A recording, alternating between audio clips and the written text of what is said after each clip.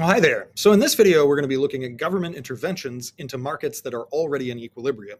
So we'll be taking a look at price floors, price ceilings, tariffs, which are a special kind of taxes, subsidies, because I want to show you what that looks like, even though it's just the opposite of a tax, and then finish with what quotas look like. Let's get started.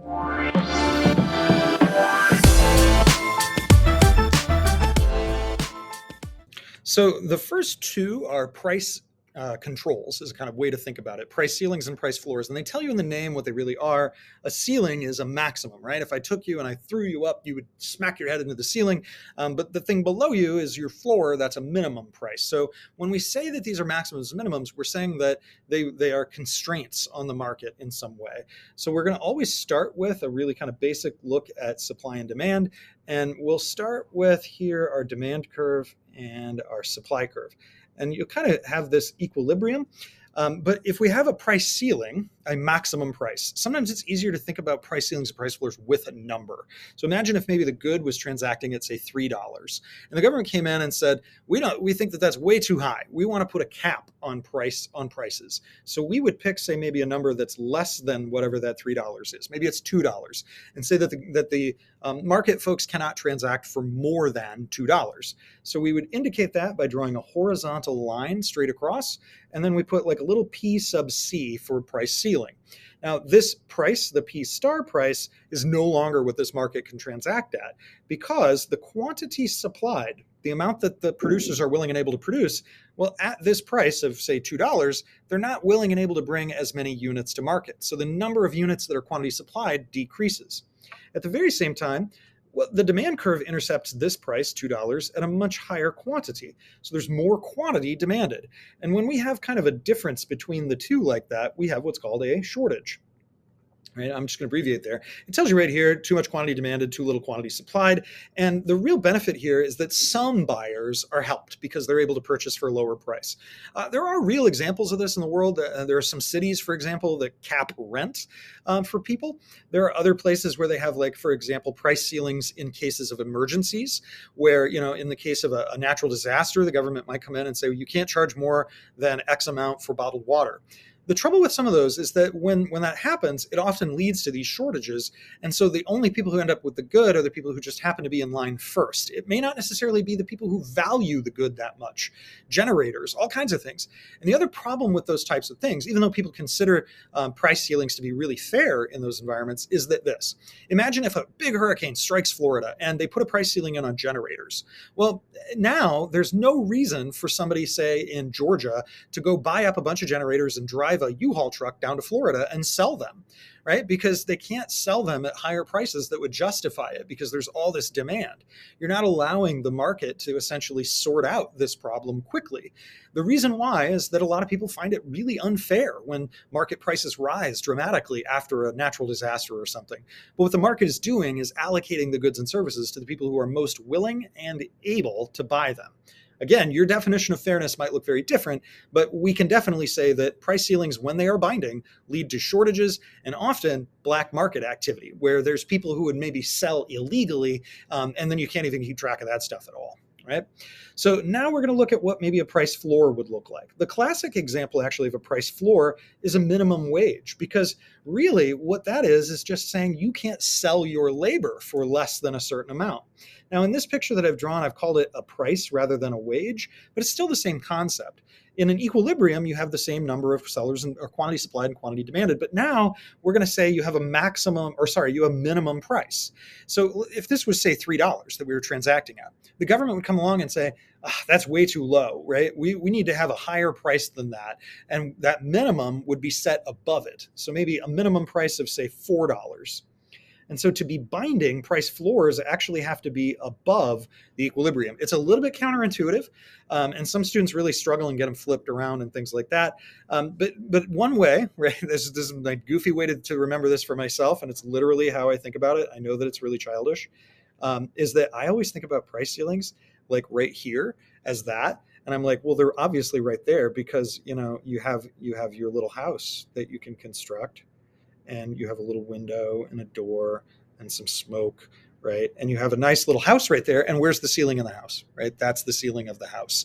And so that's where ceilings should go. I don't have anything cool for price floors. It's just whatever the other thing is, right? So that's a price ceiling. And then the other one should go way up here. Price floor should go up here.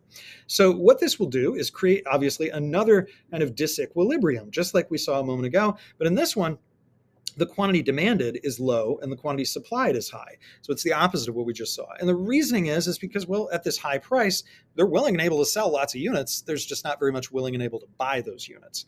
The difference between these two we call a surplus, right?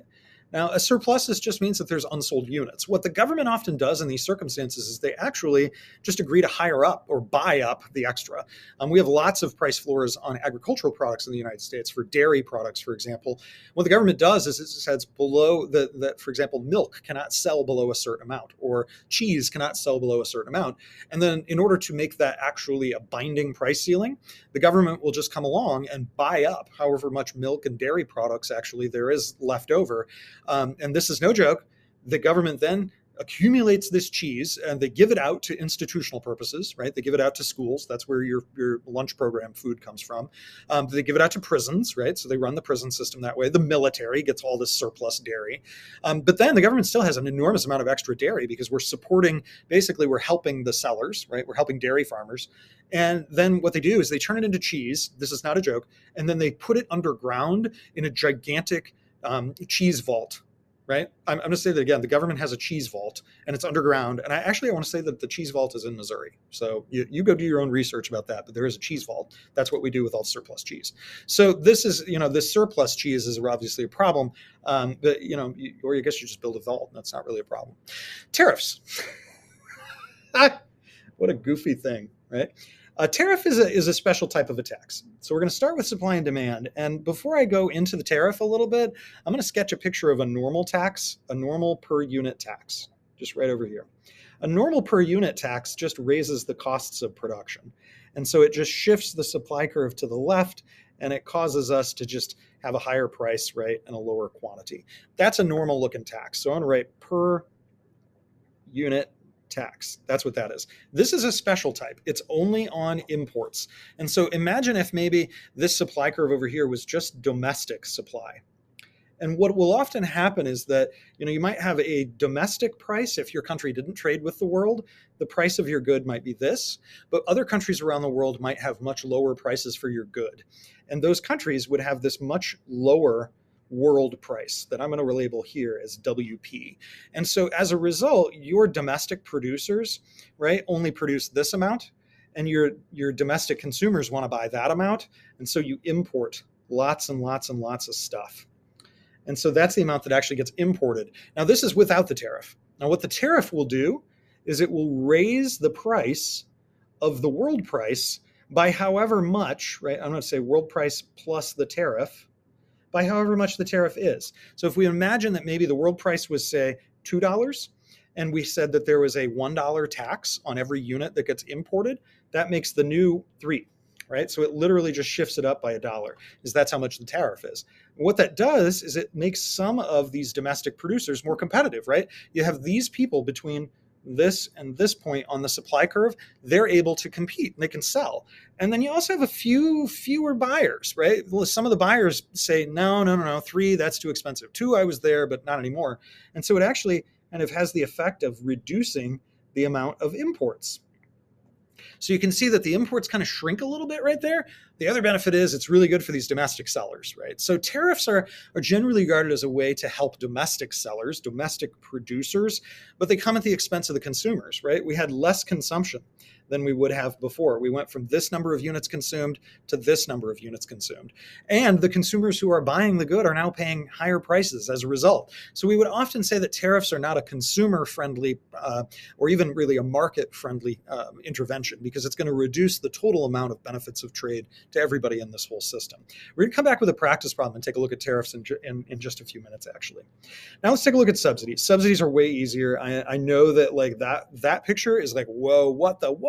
But it's really not that bad. It just is like saying we shrink the imports. Let's take a look at these subsidies. Subsidies are just the opposite of taxes. So that's actually why they're pretty straightforward. Subsidies just reduce the cost of production, which another way to say that is that it increases the supply, right? And it's just like boop, boop, boop, boop, boop, boop. and then price goes down to P sub 1.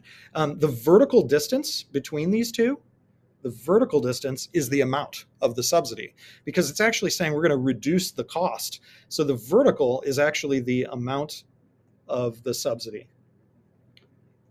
And over here with this picture with the tax, the vertical distance between the two, between here and here, is the amount of the tax. So we can actually kind of say, like, well, if for example in this first one with tariffs, the amount of the tax, the $1, it shifted the price up by $1. On these, it's like saying, well, if I gave you a $2 subsidy, that's like saying we're going to subtract $2 off of the cost and just kind of shift that curve down vertically. That's going to lead to more quantity at lower prices for the consumers. And so again, lower prices for the consumers. The cool part though is actually the sellers get even higher prices, because if this is the price that the consumers are paying, maybe this is 2, and I said that this was a $2 subsidy, well, the subsidy accrues back, right? It's like going to this producer, and so the seller gets to keep up here, the seller gets to keep 4. Or they actually get $4 for their product, and so the consumer pays 2, the government throws in 2, and the seller gets 4. So it's good for the sellers, and it helps out the buyers. There is an issue, is that it often can increase the quantity beyond what would be considered the socially optimal or the market amount. Sometimes again that's considered fair. That's what maybe governments want to do. It's just going to reduce kind of the optimal amount of transactions compared to what we call socially optimal. And we're going to come back and look at that later. Now let's take a look at quotas. Take a look here. Quota is just a quantity maximum in this one, quantity maximum. And so rather than being able to transact at, say, Q star, we're going to say that you can only transact at this quantity, and that would be our quota quantity.